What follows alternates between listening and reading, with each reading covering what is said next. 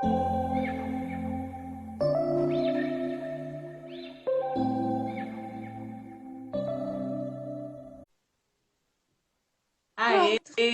Pronto. Uhul!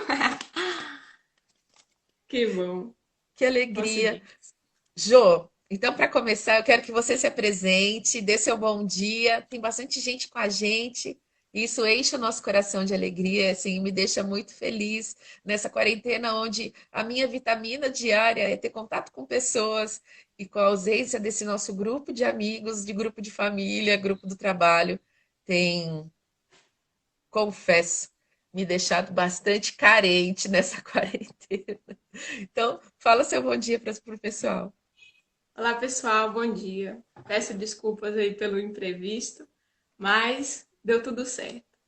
É um prazer, viu, Kate, estar fazendo essa conversa com você. Você que é uma pessoa muito especial. E falar desse tema também que é muito importante e interessante, né, para a gente, falar sobre o desenvolvimento humano e como a gente pode estar promovendo esse desenvolvimento humano no contexto de casa, né, nesse momento de quarentena.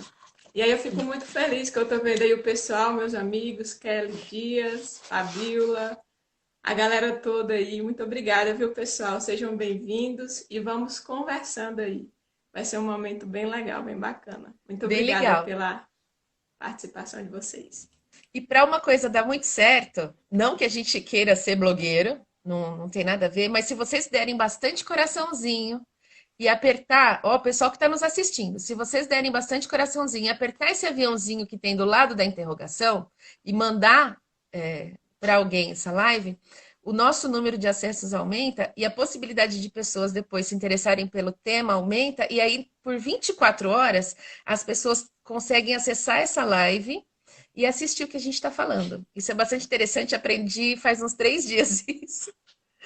Jô, eu quero que você, então, a gente iniciar a nossa conversa aqui com os seus amigos, com os nossos queridos que estão chegando aí na live e com as pessoas também que viram, né, o tema da live e vieram aqui assistir.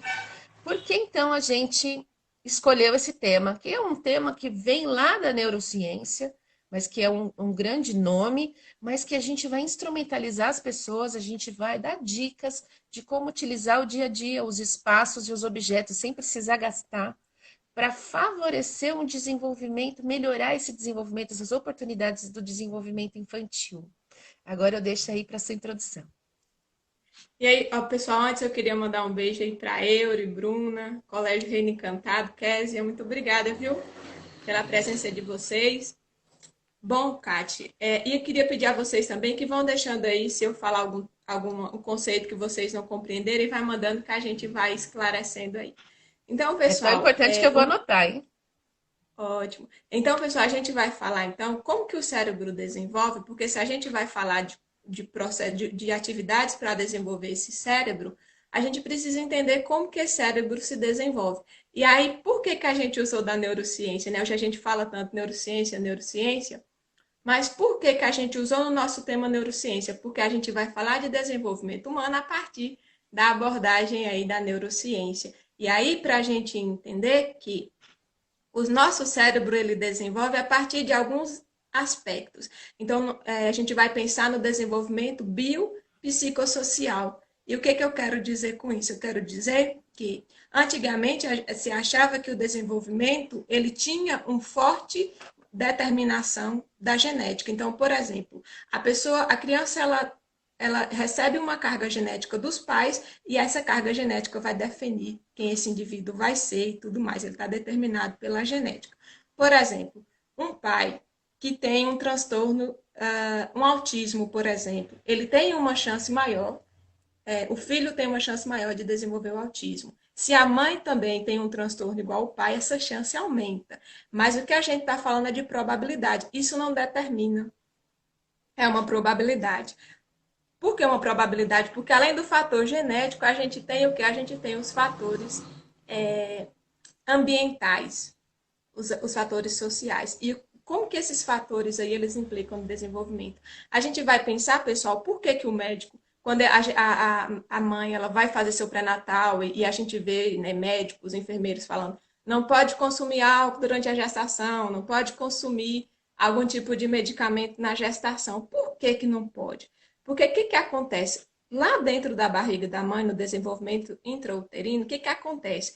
Tudo que a mãe consome, isso vai implicar no desenvolvimento dessa criança. Então, por exemplo, a mãe que bebe álcool, que ingere álcool, que faz uso de drogas, por exemplo, essa substância ela vai afetar o desenvolvimento tanto cerebral quanto físico dessa criança.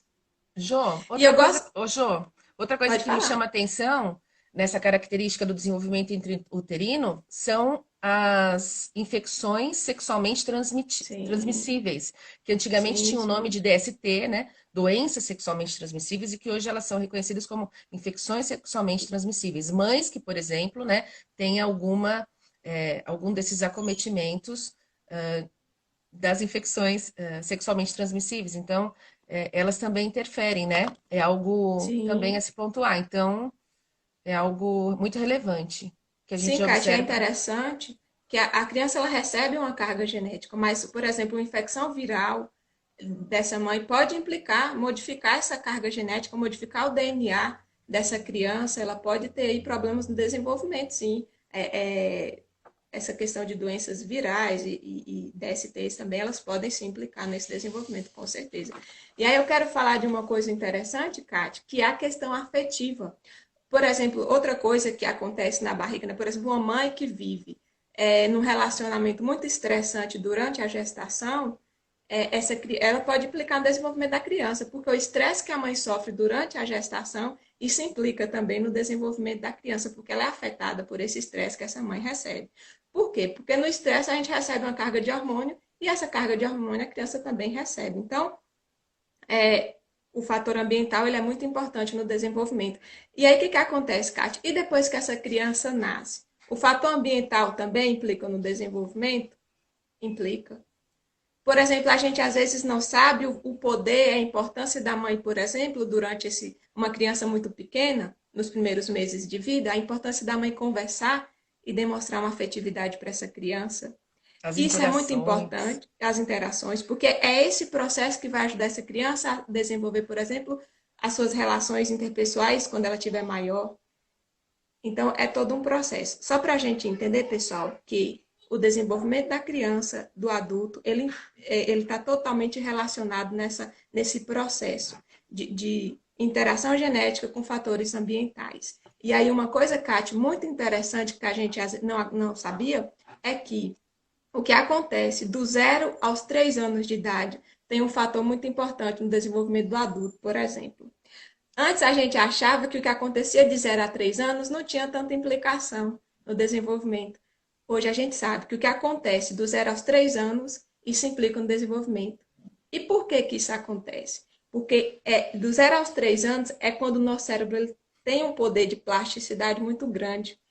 Então, o que se estimula nessa criança nessa fase vai implicar no desenvolvimento dessa criança mais para frente. E olha que interessante, Kátia, eu vou falar uma coisa que estudos têm mostrado, por exemplo, fizeram estudos com animais, por exemplo, animais que foram privados da iluminação durante o desenvolvimento visual, cerebral visual, eles foram podados da iluminação, por exemplo, numa fase, num período específico, um período sensível, esses animais perderam a habilidade visual, áreas cerebrais ligadas à visão foram prejudicadas. Então, para a gente entender que os estímulos que a criança recebe do 0 aos 3 anos têm um poder muito importante. Então, para a gente entender que o desenvolvimento parte dessa perspectiva ambiente e genética, né? Muito bem. É para a gente entender essa questão do desenvolvimento humano. Tudo Muito bem? bem. Então, a gente fica pensando que antigamente a infância, para algumas culturas, né? Antigamente, algumas culturas não davam a devida atenção para essa questão relacionada à infância, à primeira infância, né? Ao puerpério, e o quanto a ciência, a pesquisa, as pessoas interessadas nessas áreas trouxeram luz ao desenvolvimento humano em favor aí de uma vida com melhor qualidade de vida.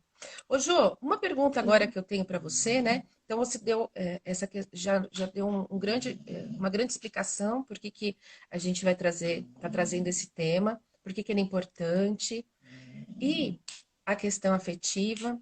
Durante esse desenvolvimento, você acabou de dar um exemplo de um estudo sobre o fator iluminação.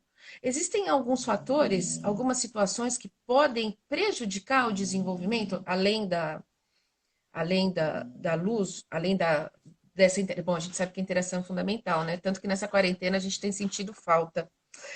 Existem fatores que a gente pode, outros fatores que a gente pode chamar de risco? Sim, sim. É para o desenvolvimento humano. Tássia, minha querida, seja bem-vinda, viu? Obrigada pela sua companhia. Bom, para o desenvolvimento humano existem fatores de risco e de proteção. Então, por exemplo, a gente falou aí a questão genética, né? Quando a mãe ela tem um contexto saudável para o desenvolvimento dela, por exemplo, quando a mãe faz pré-natal, quando essa mãe tem uma alimentação adequada, quando essa mãe tem um contexto ali onde ela se sente amparada, onde ela tem o companheiro, a família apoia essa gravidez, onde ela se sente tranquila para vivenciar esse momento da gestação, isso é um fator de proteção. Isso ajuda o desenvolvimento dessa criança e ajuda essa mãe nesse momento. Outros fatores de proteção para o desenvolvimento da criança. Então, a alimentação ela é super importante. Uma criança que é desnutrida, ela pode ter sérios problemas, por exemplo, do desenvolvimento cerebral, porque o nosso cérebro precisa ser nutrido para se desenvolver. O que mais que é fator de proteção? As relações que a criança estabelece, então essa interação que você falou. Então, a gente não sabe a relevância, Kátia, de conversar com o bebê. Quando a gente gesticula, quando a gente fala com a criança, e a criança ela se expressa facialmente, ela faz essa interação, isso é o primeiro passo para ela desenvolver a fala, a linguagem. Então, são caminhos importantes para o desenvolvimento. Então, uma criança precisa desse contato e essa relação de afeto. Então, essa criança precisa ter uma relação de afeto com seu cuidador, porque ela vai estar trabalhando a linguagem, mas também se preparando para suas relações interpessoais. Aí a gente vai ver aí o que são fatores de risco. Como a gente falou, a iluminação é um fator importante, a alimentação é um fator importante, mas um fator de um contexto onde essa criança sofre violência física. Então, eu vou te dar um exemplo, Kátia. Uma vez eu estava no salão e aí a mãe estava cortando o cabelo da criança e a criança toda assustada, porque coloca um pano, coloca aquela coisa. E aí, de repente, essa criança balançou a cabeça, assim, né?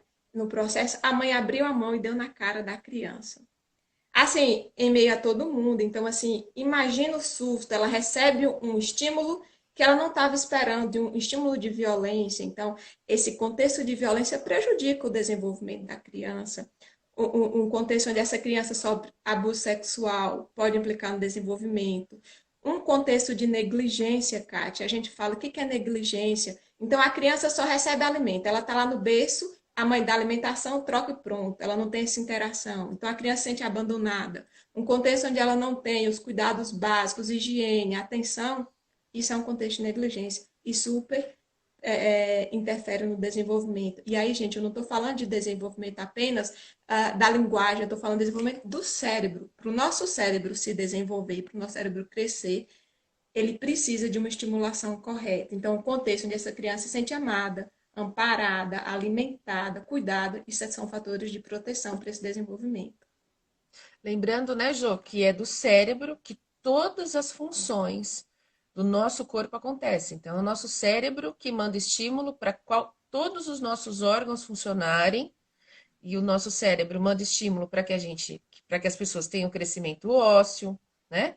Para que ela tenha um crescimento físico de estatura, para que ela tenha nesse seu desenvolvimento que vai além do físico, né? Porque deixa lá no berço, vê que está crescendo, vê que tem o peso, né? Ah, tem o peso e a quantidade de centímetros respectiva para o mês, mas agora eu vou me lembrar de algo relacionado à tarefa evolutiva. O que mês a mês, o que ano a ano, nós, seres humanos, precisamos estar fazendo para que a gente diga que esse nosso desenvolvimento é um desenvolvimento equilibrado, é um bom desenvolvimento, né? Então, o que você espera de uma criança até 6 meses, de uma criança até um ano, de uma criança até um ano e meio, por exemplo, até 6 anos, e aí a gente vai fragmentando esse desenvolvimento para acompanhar. E a psicologia, inclusive, tem um olhar bastante sensível e tem um olhar voltado para habilitação e reabilitação. Então, parece um conceito, mas o conceito é de favorecer um bom desenvolvimento, orientações à família, orientações que podem promover o melhor desenvolvimento, que é a nossa função nessa live de hoje, viu, pessoal? Então, tudo isso que a gente está trazendo aí é para ajudar você que nos assiste a conseguir promover um melhor desenvolvimento em todos os aspectos dessa criança aí que você tem contato, seja ela seu sobrinho, filho, afiliado ou paciente, enfim, aí na escola. Aluno, né? Muito bem. Falamos de fator de risco e proteção.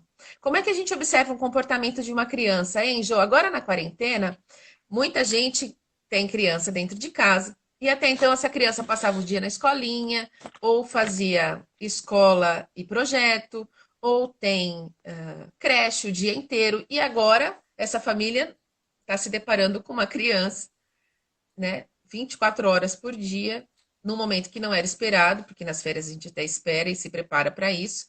E agora tem essa criança dentro de casa. E quando que uma pessoa pode falar assim: ah, ela não está reagindo do jeito certo, não.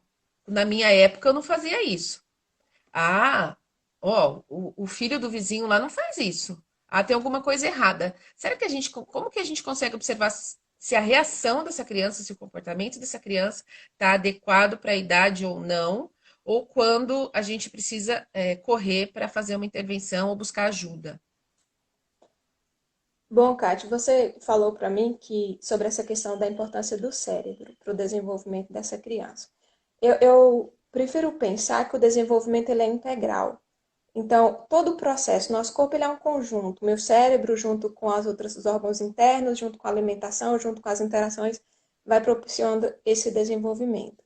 E aí é interessante, Kátia, que você perguntou, mas eu vou ampliar isso. Às vezes a gente fica assim, por exemplo, meu filho passou por um luto, isso pode afetar. O meu filho está no processo de separação, os pais estão no processo de separação. Isso pode afetar o desenvolvimento. A gente precisa entender, Kátia, que cada pessoa reage a um fator de risco de formas diferentes. Tem crianças que vão passar por determinadas situações e ela vai conseguir superar. Porque existe uma capacidade que as pessoas chamam capacidade de resiliência, que uns têm mais que os outros. É aquele negócio. Dentro de uma. A criança vive no contexto de violência, três irmãos vivem no contexto de violência e um consegue se desenvolver, consegue construir relações assertivas. O que é que muda? Muda essa capacidade de resiliência, que uns vão chamar de resiliência, eu vou chamar de compreensão de mundo. Cada um compreende o mundo de formas diferentes, e aí essa compreensão vai levando a gente a ver as coisas de modo diferente, fazer escolhas diferentes. E aí, como eu estou em casa, estou com meu filho, eu começo a observar certos comportamentos aí diferentes. Comportamentos que eu vejo e falo, não, isso não é normal. A gente precisa entender, Kate, que nesse contexto de quarentena, ele é muito propício a criança apresentar comportamentos de ansiedade e estresse.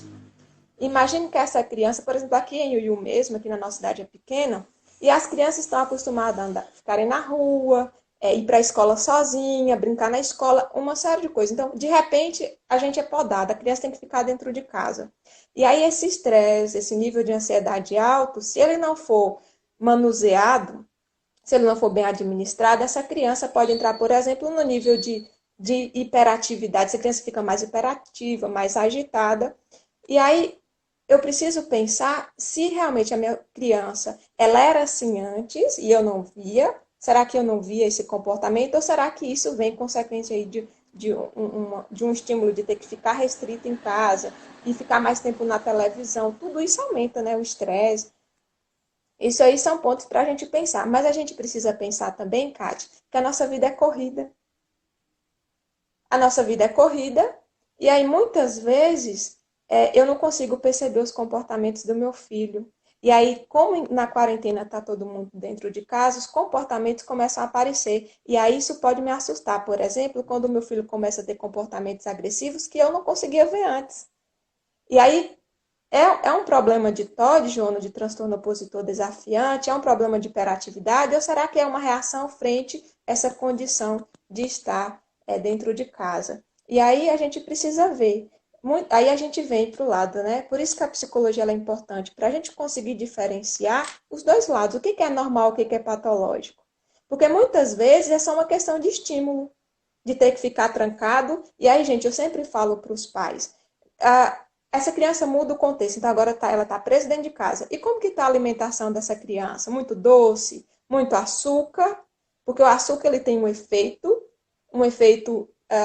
que promove essa hiperatividade, essa agitação.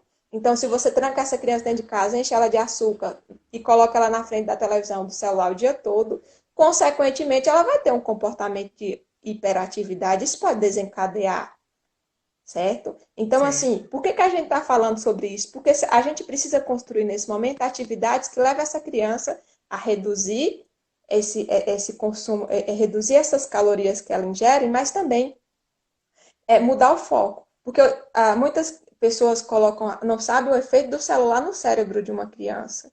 E estudos já mostram que crianças até 2 anos seria bom que não tivesse contato com o celular, porque isso Uhum. também prejudica o desenvolvimento, isso deixa a criança mais agitada. Então, às vezes, o que a gente pensa que é patológico pode ser só uma questão do meio. Muito bem. Teve uma Né? pergunta que passou muito rapidamente aqui pelos nossos comentários. O pessoal, as meninas e os meninos que estão mandando comentário, escrevam de novo, por favor, porque teve uma pergunta que passou, uma ou duas perguntas que passaram bem rapidamente. Eu estou tentando anotar aqui, eu não consegui anotar. Então, por favor, pessoal que mandou, teve uma pergunta sobre se a gente já tem algum conhecimento científico, algum estudo, mas passou muito rápido. Agora eu não lembro Foi. se era de sono. E lembrando que a luz do celular, a luz emitida pelo celular, pelos equipamentos eletrônicos, que é essa luz branca, essa luz bem clarinha, ela altera a percepção do nosso cérebro e altera a produção, a liberação de melatonina, porque é uma luz que se aproxima da luz clara do dia, e quanto mais a gente utilize por períodos prolongados, o nosso cérebro vai ser tapeado, e aí o cérebro vai demorar para mandar melatonina, que é aquele hormônio gostoso que a gente começa a bocejar e induzir o sono. Então, para as crianças, isso pode ser acarretar muito mais problemas ainda, porque, como a Ju falou, sobre essa resiliência, sobre todo esse cuidado que a gente precisa ter, alterando o padrão de sono, altera o padrão alimentar, altera o padrão de humor, altera o padrão de atenção e concentração, vai ter problema na escola para se manter concentrado e para a reserva das memórias, né? Porque ajuda muito aí a, a solidificar, não, mas a concentrar essas memórias. Então, cuidado, pessoal, pela quantidade de horário de uso de equipamentos eletrônicos em horários em que era para dormir. Ah lá, você indica algum estudo que relaciona consumo de bebida alcoólica durante a gestação e desenvolvimento do autismo ou outros distúrbios? Os estudos já existem. A gente pode até mandar depois, né, Jô? A gente Uhum, pegar algum artigo e encaminhar para EURI, Eury. para Eury, EURI. obrigada pela pergunta. Eu já tinha visto, eu iria me posicionar. A gente tem bastante material falando sobre isso. E aí depois eu posso estar mandando aí para vocês, eu postando aí no Instagram. Existem sim estudos que associam o autismo, É hum, mais delicado, né? bebida e autismo já é mais complicado, mas não vou descartar. Eu Uhum. não vi muitos estudos sobre bebida, mas, por exemplo, exposição a agrotóxicos, por exemplo, produtos agrotóxicos, inaladores, estão mais ligados ao autismo. A Fumaça, né? bebida, Fumaça, poluição, poluição. poluição também com relação ao autismo. A questão alcoólica, ela vai estar muito ligada. Você trouxe essa questão do alcoolismo, é muito importante a gente discutir, porque assim, ó, o alcoolismo está ligado à síndrome alcoólica fetal. Então, a criança ela nasce com má formação por conta do álcool. Mas aí, o que, que acontece? Tem muitas mães, Kátia, eu fico louca quando eu vejo, assim, às vezes na roda de conversa, as mães falam assim, olha, eu tive meu bebê e eu bebi muito, porque eu trocava como eu não conseguia beber água, eu bebia muita cerveja. E minha filha nasceu normal. E aí, o que que acontece? É O normal que porque é a gente vê normal? o que. E a questão do normal que eles colocam, Kátia, é porque assim, espera-se que a criança nasça com má formação física. Então, como ela está com o físico perfeito, ela não tem nenhum problema. E aí, o que que acontece? Aí você vai para a escola, essa criança começa se mostrar muito hiperativa, com dificuldade de atenção, dificuldade para aprender. E aí, quando a gente vai investigar essa história, está relacionada ao uso de álcool. E quando a gente fala da hiperatividade, pessoal, não, a gente não está usando a hiperatividade enquanto transtorno. É só uma forma de dar um sinônimo Enquanto para agitação comportamento. física, a um comportamento de agitação física, aquela criança que não Isso. para na carteira, aquela criança que está o tempo todo interagindo com as crianças, mas não é de uma maneira positiva, é de uma maneira que acaba atrapalhando, causando prejuízos, e ela acaba causando prejuízos para a sua própria interação. De que jeito? Os amigos começam a vê-la e ter essa criança como essa criança chata, a criança que cutuca demais, a criança que não para, que não dá sossego, até mesmo para os outros coleguinhas, tá? Aquela criança que no manuseio dos seus objetos de escola, por exemplo, o seu caderno, o seu lápis, ela tem até uma dificuldade, não é, Jô? De se Sim, organizar no papel, de se organizar no seu isso. espaço da carteira, da mesinha, por exemplo. Então, tudo isso é Perde visível. material constante. Até material escolar, ele perde material escolar. Uhum. Os recreios, né? Os horários de lanche. Uma criança que até para se organizar no horário de lanche tem maior dificuldade, né? Porque até no horário de lanche a gente observa que tem uma certa regra, digamos assim. Então a gente sai, lava a mão, toma o lanche, vai ao banheiro, brinca, ou brinca, vai ao banheiro. E é uma criança que se desorganiza até mesmo no uso dos espaços. Sim. Sim, então é só para gente frisar, Kátia, que às vezes o problema, o prejuízo no desenvolvimento devido à bebida alcoólica não é físico, mas é nas funções cognitivas, na dificuldade de ter atenção, de concentrar, na dificuldade para aprender, e que aí os pais não conseguem fazer essa associação. Mas é Uhum. muito séria essa questão da bebida alcoólica e os prejuízos que geram no desenvolvimento. E muito boa, eu de sua pergunta, sim. E depois a gente pode estar mandando algum material para você e para o pessoal aí sobre essa relação de bebidas alcoólicas com o desenvolvimento de transtornos. Uhum. Ô, Jô, outra coisa que me chamou a atenção aqui para a gente talvez fechar esse assunto é que quando a gente fala do desenvolvimento do cérebro, alguns pais podem falar assim: ah, mas fez um raio-x, fez uma tomografia e a anatomia do cérebro tá ok, por exemplo. Ah, não tem uma má formação que foi identificada.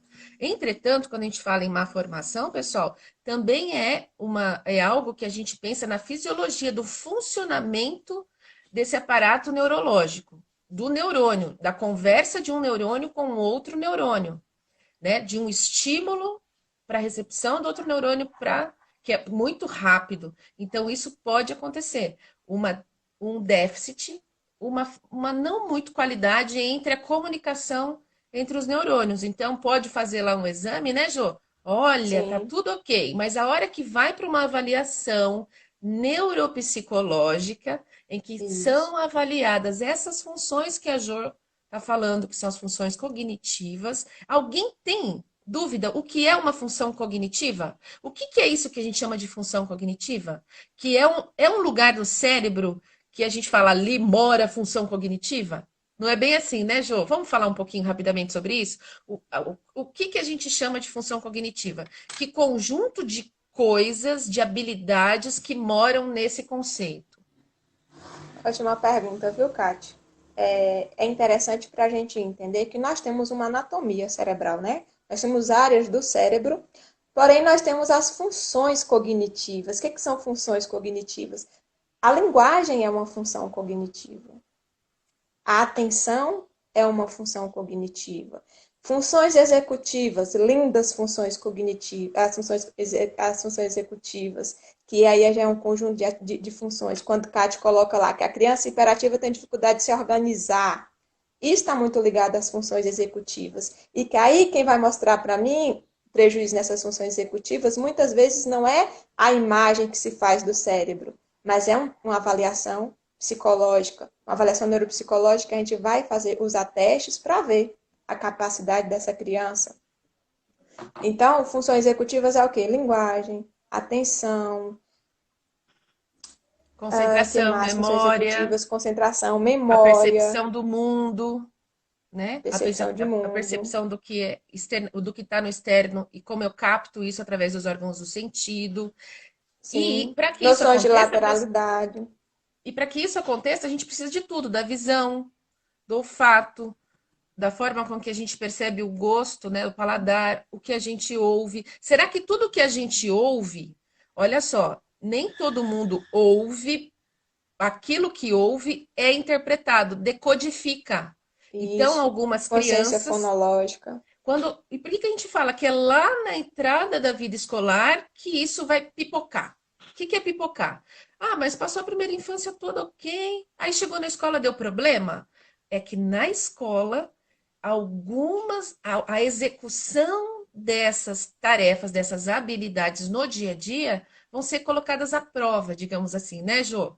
E aí é Sim. onde a escola sinaliza para a família: opa, vamos procurar uma fono, vamos procurar uma psicóloga, vamos procurar aí algum serviço especializado para ver como é que estão estas funções, como elas estão Isso. organizadas, porque são elas que vão favorecer a execução de comportamentos mais simples até comportamentos mais elaborados. Como é que a gente está falando tanto de rotina na quarentena, mas vocês já imaginaram como é que a gente estabelece uma rotina sem perceber?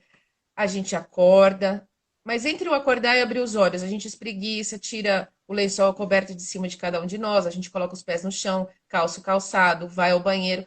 Se a gente for pensar na quantidade de pequenas ações que a gente precisa fazer, algumas crianças têm dificuldade de se organizar, função executiva, na elaboração, no planejamento do seu dia a dia e precisam de que o adulto esteja presente para ajudá-lo. Tem crianças que, quando aprendem, fazem isso, entre aspas, já automaticamente. Mas imagina uma criança que tem uma dificuldade. Eu acordo, eu escovo o dente antes de tirar o pijama, ou tiro o pijama primeiro, eu vou para a escola de pijama. Não, por que eu não posso ir para a escola de pijama? Então, isso tudo faz parte da função executiva, né? Que tem esse nome lindo aí, que é o planejamento e Sim. execução, né? E aí tem um nome muito lindo na neurociências, que é o tal do controle inibitório. Que também é funções executivas. É uma das habilidades das funções executivas, né? E aí, quando a gente vai conversar com uma família e a gente observa assim, puxa, como é que eu vou explicar controle inibitório? Neurociência e desenvolvimento, pessoal. O que que é o controle inibitório? Tá aí a Jo agora, né? Passei a peteca para a Jo agora para falar. E aí, como é que quando eu penso em comportamento, será que essa criança está reagindo de uma maneira adequada? Mas será que isso tem a ver com controle inibitório? O que que é o controle inibitório? É um controle que Isso. inibe. Então, controle inibitório são capacidades, é uma habilidade que está dentro das funções executivas. Essa nossa capacidade de nos controlar diante de um estímulo, ou seja, manter a atenção diante de uma condição. Por exemplo, se eu vou me organizar, eu preciso ter um controle. Eu preciso me controlar e manter a atenção naquele estímulo. Essa capacidade de controlar a nossa atenção para um determinado estímulo. E aí, Kátia, você falou da escola e da questão de por que os problemas começam a surgir na escola. Porque, por exemplo, o que acontece? A criança em casa, ela é muito livre, muitas vezes, por não ter essa rotina, então ela é muito livre. E essa liberdade vai fazendo com que muitas questões não sejam percebidas. E aí, quando ela vai para a escola, existe uma rotina. E além da rotina, essas habilidades que a gente falou, memória, atenção, elas são necessárias, por exemplo, para ela aprender. E aí a criança começa a lidar com determinadas atividades, ela não dá conta. E a escola começa a perceber isso, como você falou, a questão da consciência fonológica. A criança em casa, talvez a família não vai perceber que ela tem uma dificuldade de identificar sons de letras, por exemplo. Mas na escola isso vai ser percebido. E aí, por isso que muitas vezes na escola começa a aparecer os sinais de uma possível dificuldade. Por exemplo, quando a gente fala do autismo. Então, quando ela chega na escola, ela tem que interagir com as crianças. E aí, o que acontece? A escola, ela começa a ver que essa criança não interage como as outras. Então, ela começa a olhar para aquele comportamento e começa a ver aquilo como algo diferente, atípico do que se espera para uma criança da idade. Aí a gente começa a levantar aí possíveis dificuldades. E é interessante, Kátia, porque todo transtorno que é identificado precocemente, a chance de uma intervenção, de uma avaliação ou de um desenvolvimento mais sadio, ou não sadio, mas assim, que permita mais possibilidades, é muito maior. É aquilo que a gente falou. Uma criança com transtorno de autismo que é diagnosticada precocemente, e a gente começa uma intervenção precocemente, ela vai ter mais condições de se adaptar ao ambiente.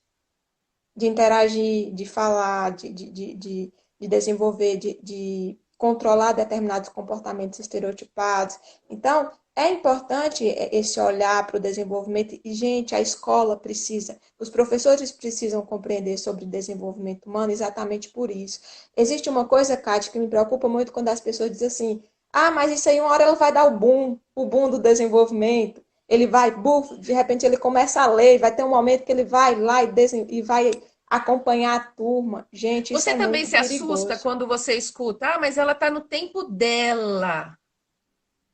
Aí eu falo, opa, o quanto a gente pode considerar o tempo dela? Ah, mas está no tempo dela. Ah, a gente está fazendo. Eu já escutei, a gente. Ah, não precisa dramatizar muito, não, mas está no tempo dela, a gente tem que respeitar o tempo dela. Então, pessoal, os psicólogos estão aí para ajudar vocês a entenderem melhor o que Isso, significa esse tempo dela. isso. É assim, Kátia, a gente precisa entender também essa questão do tempo, porque que acontece? Se essa criança já está há um bom tempo em uma turma, e se espera uma habilidade dela, e já tem muito tempo que ela não consegue, por exemplo, está na fase de desenvolver, por exemplo, a consciência fonológica, os coleguinhas já desenvolveram, a gente está estimulando da forma correta, tem uma intervenção correta para essa estimulação, e a criança não consegue desenvolver, aí a gente precisa buscar um profissional, porque ela está tendo dificuldade. Agora, a gente precisa entender assim, que essa questão do tempo dela. Essa criança entra na escola, e ela começa a se desenvolver mais lentamente do que o coleguinha. Mas aí a gente, o que que acontece? Ela está desenvolvendo também, tá? Só que não é no mesmo ritmo do coleguinha. E aí a gente tem que entender que às vezes tem crianças que têm mais lentidão para aprender. Ou às vezes a escola está exigindo daquelas crianças uma habilidade que ela ainda não está pronta. Por isso que é preciso que a escola conheça sobre o desenvolvimento humano. Por quê? Para que ele consiga identificar o que que a gente encaminha. O que que é o tempo da criança, o que que não é? O que que está anormal? Tem alguma normalidade? Não. Se a gente conhece o desenvolvimento humano e vê que a criança entrou de uma forma e está modificando, ela está conseguindo aprender mais lentamente, mas está conseguindo aprender, talvez não seja aí um problema, seja só uma lentidão. Agora, o que me Uhum. preocupa é, por exemplo, a criança passou um ano inteiro numa turma, ela não desenvolveu nada, e a gente achar que em algum momento ela vai desenvolver sozinha. Então, a gente precisa pensar primeiro se tem um problema ou se a instituição está estimulando essa criança de modo correto. Por quê? Porque, claro que dentro de uma sala de aula nós temos uma diversidade. Existe uma diversidade dentro da sala de aula. Tem alunos que são aqueles muito bons, que ele consegue pegar facilmente o conteúdo. Tem aqueles que são medianos, têm mais dificuldade, e tem aqueles que têm muito mais dificuldade. E a escola precisa olhar para essa diversidade, se programar em cima dessa diversidade, entendendo que o processo de desenvolvimento ele não tem um período específico, assim, por exemplo, nos 5 anos todo mundo vai desenvolver a determinada função. Ela pode, por exemplo, espera-se que com 5 anos a criança começa a desenvolver consciência fonológica, mas ela pode ir para os 6 anos desenvolvendo essa consciência, ela pode. Então, a gente precisa olhar com muito cuidado para a gente não patologizar tudo também, né? Uhum. E falando de patologizar, algo na sua fala me chama atenção. A grande maioria das pessoas esperam que a criança na escola seja estimulada. Lógico que ela vai ser estimulada, né? Até o ambiente já propicia. Mas na época da quarentena, fez nós duas aqui nesse nosso bate-papo anterior a pensarmos assim: as crianças não estão na escola. Tudo bem que é uma das tarefas do professor, da professora, da equipe escolar, é oportunizar o uso do tempo para uma atividade formal, para desenvolvimento da motricidade fina, motricidade global, lateralidade, quando a gente pensa em cima, embaixo, dentro, fora, né? E também qual o papel da família no desenvolvimento dessas habilidades, que é onde a gente vai chegar. O uso desse tempo, que muitas vezes é o tempo do lazer, e que a gente observa na grande maioria das pessoas que era tipo um sábado à tarde, um domingo, e que agora é nessa nova rotina, como a responsabilidade dos pais em usar a quarentena como algo para ser usado para a vida, né? Que faz muita gente refletir, está fazendo as pessoas pensarem agora através dessa live, como que a gente pode usar, como que essa família, essas pessoas que estão conosco podem usar da quarentena para atribuir a responsabilidade de um papel que é da família, que é orientar, planejar, organizar, caminhar junto, assistir essa criança, dar assistência a essa criança de uma maneira tão favorável que possa promover, favorecer o desenvolvimento dessas crianças sem precisar comprar, gastar e usar o que tem em casa, por exemplo. Então agora a gente vai entrar, pessoal, numa prática, nas dicas. O que você acha, Jô? Kátia, a gente precisa entender Hum. que o lúdico ele é fundamental para o desenvolvimento. E a gente fala tanto de lúdico, né? O que é lúdico? Né? A Sim, criança é lúdica, precisa de lúdico. A criança já nasce num quartinho colorido, né? A maioria das pessoas já pensam em deixar o quarto colorido, coloca o mobile, alguns brinquedos próprios para a sua idade, que a gente também toma cuidado, né? Até mesmo com o uso de peças ou brinquedos que não vão prejudicar essa criança. E então, o que é o lúdico? E por que a gente pode usar esses horários das brincadeiras, essa coisa lúdica, para promover? Então, vamos lá. vamos lá. Então, Kátia, a primeira coisa que a gente tem que entender é que para a brincadeira funcionar precisa ter um vínculo afetivo. É preciso que essa criança se sinta ah, que essa brincadeira, que o pai ou a mãe ou o cuidador, eles querem estar nessa brincadeira. Então, é preciso ter um vínculo afetivo nessa brincadeira. E aí eu costumo falar de tempo de qualidade. O que é tempo de qualidade?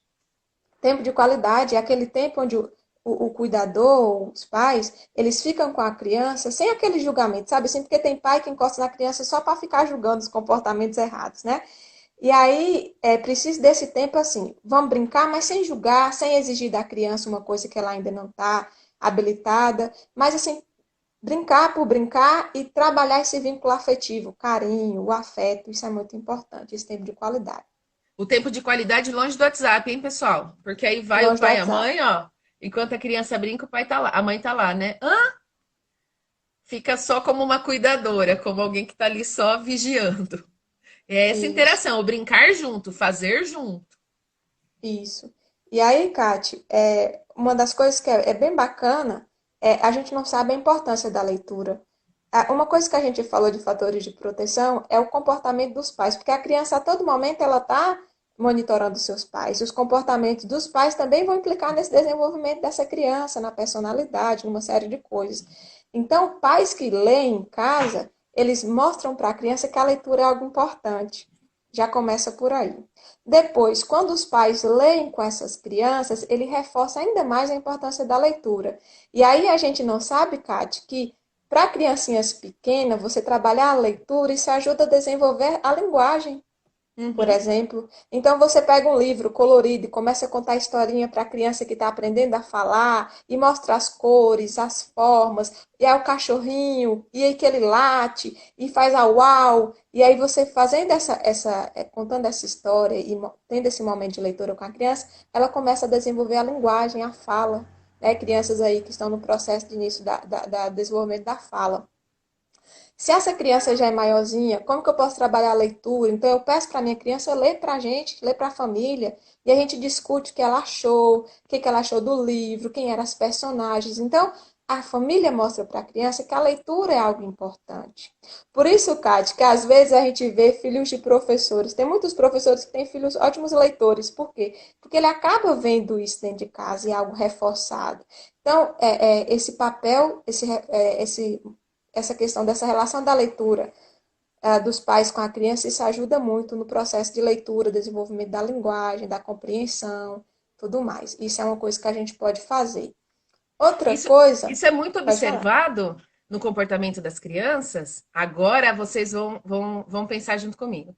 As crianças reproduzem tantos comportamentos das pessoas que ela convivem que ela fica parecida no jeito de andar, no jeito de falar, no jeito de guardar seus objetos, na forma em que olha, que se expressa, na forma em que senta. Então, isso, pessoal, ela usa o adulto, a pessoa que está com ela, como um modelo.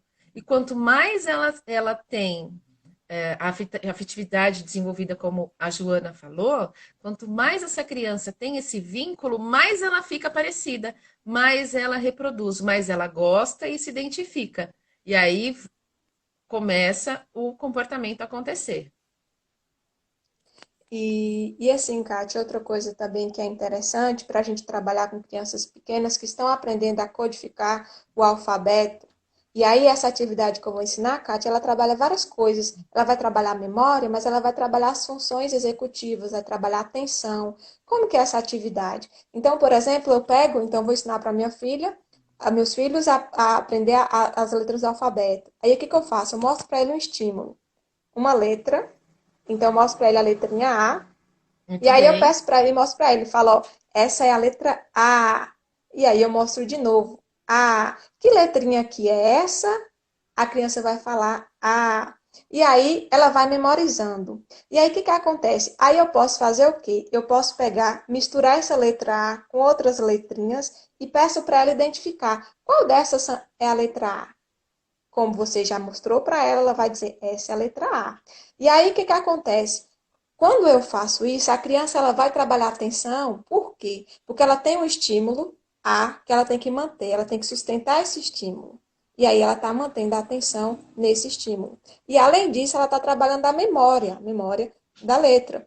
Então, é uma atividade que a gente pode ajudar a trabalhar tanto, e aí os pais podem fazer essa questão de trabalhar o alfabeto com a criança, trabalhando também outras funções. Quer ver uma atividade que a gente pode melhorar? A gente pode, por exemplo, tá dando para ver? Uhum. A gente pode fazer em casa, por exemplo, um caça-letras. Então eu peço, mostro para a criança, ela já sabe o estímulo A, eu vou mostrar para ela o estímulo A e vou pedir para ela encontrar lá no caça-palavras, fazer um círculo em todas as letrinhas A. Isso é uma atividade, cara, que ajuda muito a trabalhar a atenção. Aquela criança que é muito agitada. Quando a gente pede para ela fazer essas atividades de concentrar a atenção em um estímulo, isso ajuda bastante.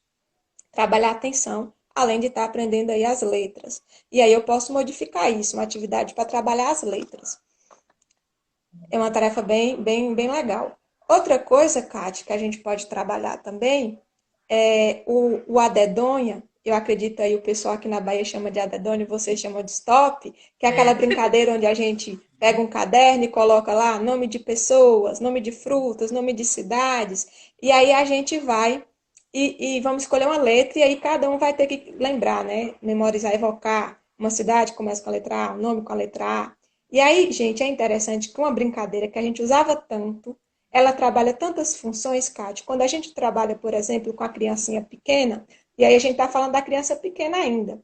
Então, como que eu posso trabalhar essa atividade com a criança pequena? Então, vamos lá. Vamos pensar em palavrinhas que começam com a letra a partir dos Água, 3 anos para cima, né? E aí vai água. água, árvore. Então, a gente vai trabalhar o sonzinho, nós não estamos trabalhando escrito, nós estamos trabalhando o som da letra, os fonemas. Então, a gente pode pedir também, vamos pensar agora em palavras que começam com a palavra bó, bolacha, boneca.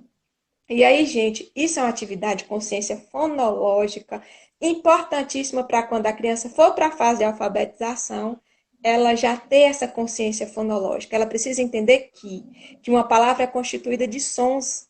Então, eu estou trabalhando aí a consciência fonológica, a atenção dessa criança, porque ela tem que manter o foco no som bó e ela tem que evocar uma palavra com bó, bolacha. Então, trabalhe várias funções ao mesmo tempo. E se a criança é maiorzinha, a gente vai trabalhar aí essa brincadeira, fazendo aí, né, dando aí nome de pessoas, nome de árvores, nome de países, e a criança vai ter que trabalhar a memória semântica. O que é memória semântica? É essa memória que a gente vai adquirindo do conhecimento que a gente adquire. Então, por exemplo, quando eu pergunto cidades com a letra I, Iu, né? E aí a criança vai evocando essa memória semântica, além de todas as outras funções executivas também que a gente vai trabalhando nessa atividade. Quanto custa essa brincadeira, Kátia? Uma folha e um lápis. Às vezes nem a folha, se a criança é pequena, eu vou trabalhar só os sons. E é super divertida essa brincadeira para a gente estar fazendo em casa. Muito bem. E se a pessoa receber aí encarte de mercado, né? Aquelas folhas de oferta, olha só como que não pode ser uma grande forma de promover aí o desenvolvimento infantil com um papel que chegou na sua casa, né? Uma Sim, revista, enfim. O Sim, que sim. mais, Jô? Agora pensando na casa, assim, né? O que tem em casa que dá para fazer? Será que a gente consegue? O que vocês têm feito? Ó, o pessoal que está aí na nossa live, o que vocês estão fazendo aí com o que vocês fizeram, fazem com as crianças, usando aí os objetos que vocês têm, o espaço que vocês têm? É, Escreve aqui pra gente. é interessante, Kátia, uma brincadeira que a gente discutiu, né? A questão, pessoal, as meias. O que que a gente pode fazer com meias dentro de casa? Muitas coisas legais. Então, por exemplo, em casa a gente tem três pessoas: o pai, a mãe e a criança. O que que eu posso fazer? Eu posso pegar várias meias das três pessoas e pedir para essa criança parear.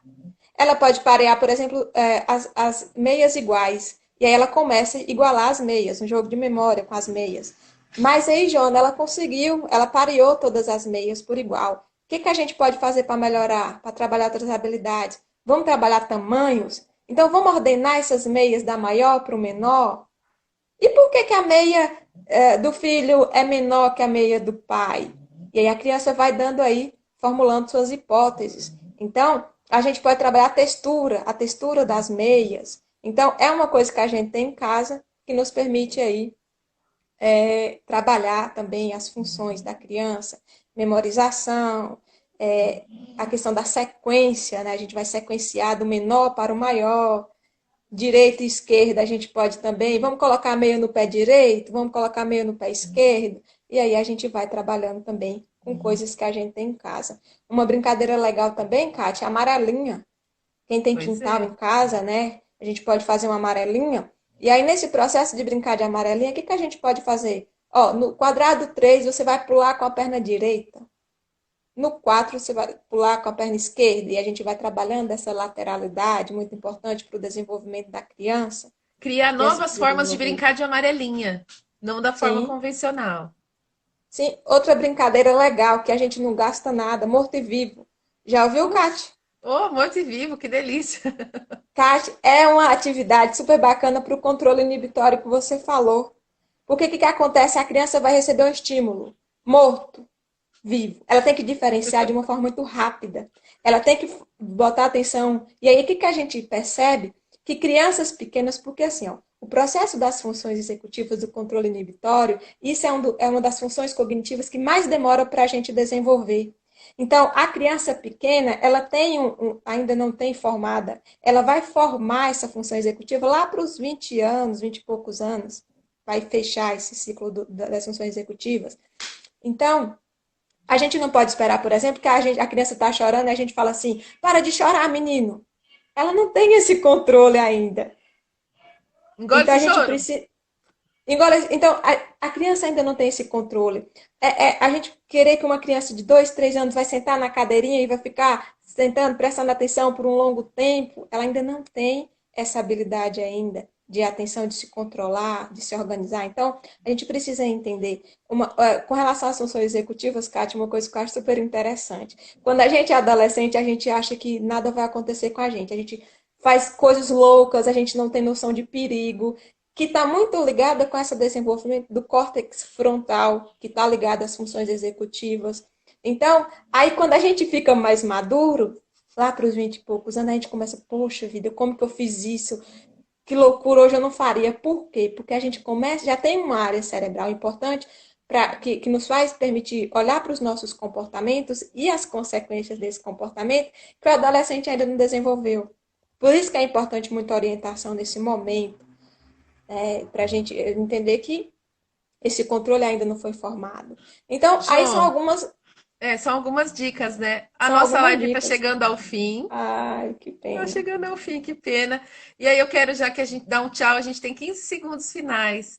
E aí, quem sabe a gente combina uma próxima, hein, minha amiga? Ótimo, muita coisa. Pessoal, muito obrigada, viu? Agradeço aí a participação de todos vocês e mandem para a gente as suas dúvidas para a gente estar montando uma próxima.